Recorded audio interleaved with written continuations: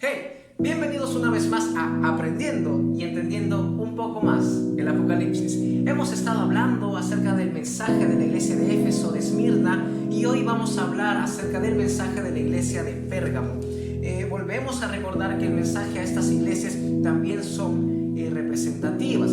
¿Por qué? Porque todavía hay iglesia, todavía el cuerpo de Cristo está en este tiempo obrando, predicando el Evangelio, y es necesario que veamos todas estas cosas para darnos cuenta si es que estamos en los errores que cometían estas iglesias. Entonces, estas iglesias existieron en su tiempo, se encontraban donde hoy es la actual Turquía, pero recordemos también son iglesias representativas. El Espíritu Santo está tratando con el corazón de cada persona que es parte de la iglesia, que es miembro del cuerpo de Cristo. Entonces está hablando y vamos a aprender. Para empezar, Pérgamo, la palabra Pérgamo significa matrimonio mixto. ¿Por qué matrimonio mixto? Aquí hubo una fornicación y adulterio espiritual, porque la iglesia, la esposa de Jesucristo, se casó con el Estado. Este periodo abarca desde el edicto de Constantino en el 313 hasta el 590, que viene ya el edicto papal. Eso lo vamos a ver en la iglesia de Tiatira. Entonces, yo quiero que prestes mucha atención a cada cosita que vamos a mencionar para poder aprender, para poder ver y cómo se ha ido desarrollando todo esto, incluso la religión madre, que ha traído mucha confusión a la iglesia, al cuerpo de Cristo y a mucha gente incluso. Entonces vamos a ir aprendiendo poco a poco y vamos a ir mencionando ahorita cosas de historia. Por ejemplo, en Pérgamo se inventaron los pergaminos. Antes todos compraban ese papel a Egipto.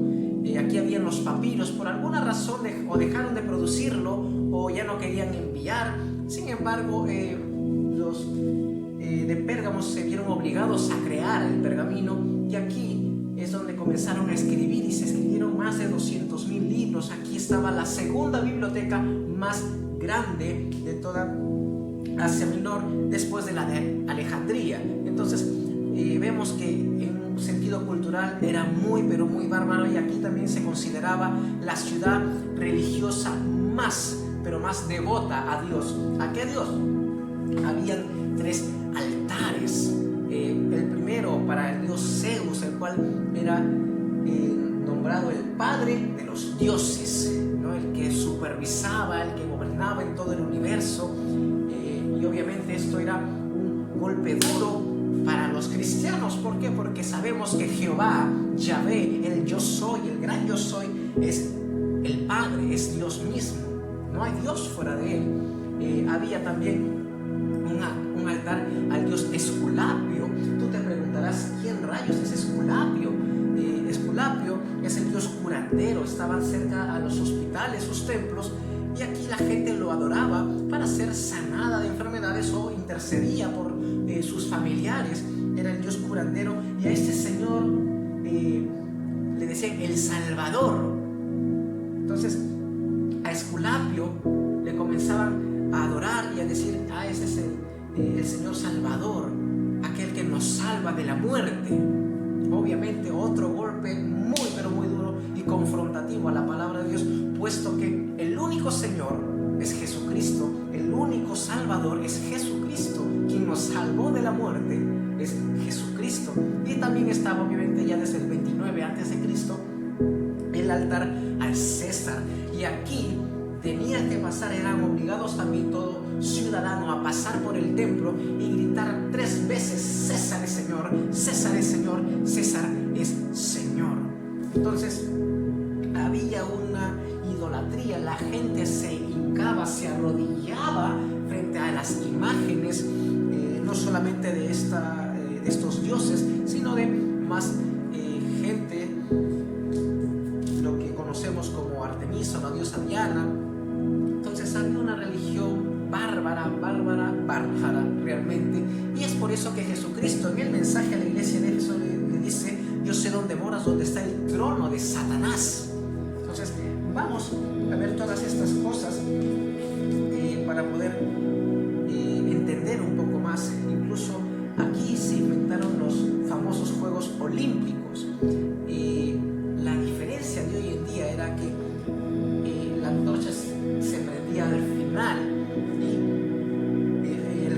lo hacía y este ganador presenciaba el primer sacrificio humano a Zeus. En el altar siempre subía y había sacrificio tras sacrificio, pero el que ganaba los Juegos Olímpicos era el que presenciaba el primer acto de sacrificio humano a Dios Zeus. Entonces vemos cómo estaba la cosa aquí, era una aberración terrible. Entonces vamos ya a la base escritural para poder ir aprendiendo. Tenemos que traigas tu Biblia, era parecido desde un inicio, pero tráela para poder ver la palabra de Dios. Apocalipsis 2, del 12 al 17, dice: y escribe al ángel, ya sabemos, ángel mensajero, pastor de la iglesia de Pérgamo, el que tiene la espada aguda de 2 filos, dice esto. ¿Cuál es la espada aguda? En Apocalipsis, el capítulo 1, en los versículos finales, Juan estaba hablando de cómo estaba viendo a Jesús y que salió una espada aguda de su boca. Entonces, ¿cuál es la espada aguda? Es la misma palabra de Dios. Hebreos 4:12 habla que la palabra de Dios es más aguda que toda espada de 2 filos. Entonces, la palabra de Dios es la espada en cuanto a la armadura del Espíritu, de tomar, de armarnos con la palabra de Dios. Habla acerca de la espada del Espíritu, la cual es la palabra de Dios. Entonces vemos que Jesús en contexto estaba hablando acerca de su misma palabra, la autoridad que tiene en su palabra. Esta espada en el original, en la palabra griega, es Ramfía. Entonces trato de pronunciarlo bien, no sé griego, pero esa es la palabra original y hace referencia a la palabra de alguien que tiene autoridad sobre algo o algún pueblo. Precisamente Jesucristo tenía autoridad sobre la iglesia, tiene la autoridad sobre la iglesia, y al ver de que no estaban andando bien, Jesucristo corrige, exhorta.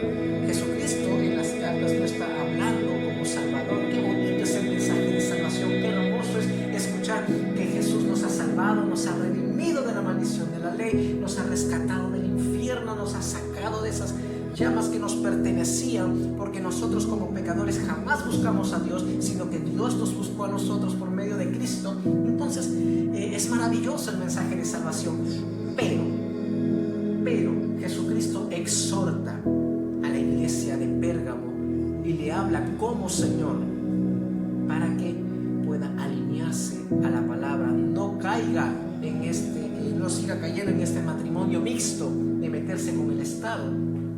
Pero vemos en la iglesia, pues algunos sí lo hicieron y también permaneció un remanente, personas fieles a la palabra. Vamos a seguir leyendo el versículo 13.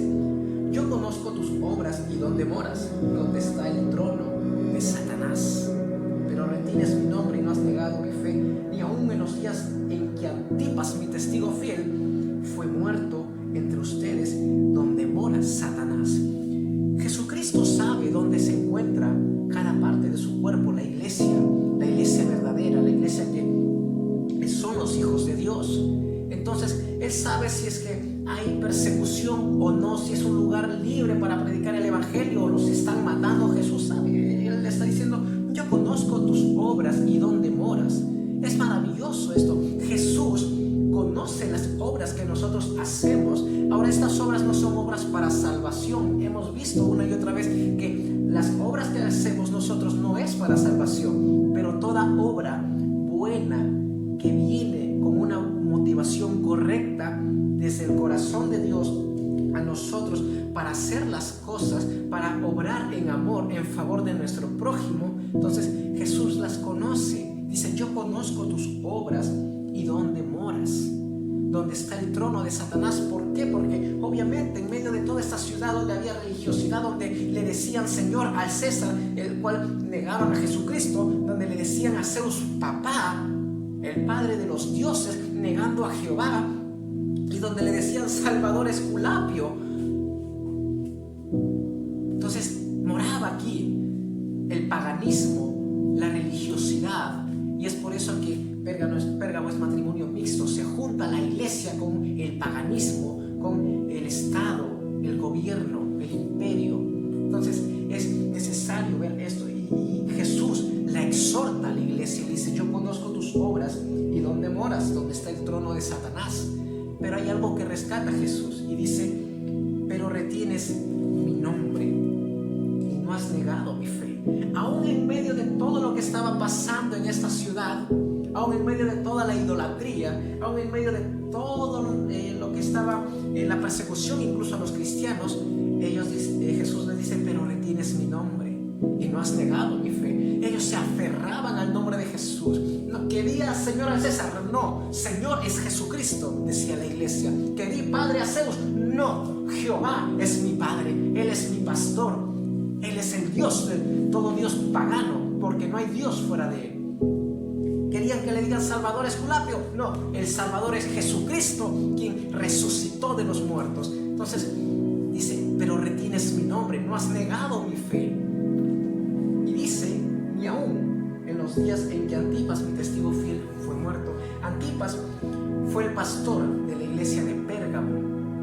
No está escribiendo Jesús a Antipas, puesto que obviamente estaba muerto, pero Antipas fue pastor de la iglesia de Pérgamo. Dice: mi testigo fiel, que fue muerto entre ustedes donde mora Satanás. A Antipas le estaban exigiendo, le estaban rogando: ¿sabes qué, Antipas? Renuncia a Cristo, di que César es Señor y punto, para que no te mate.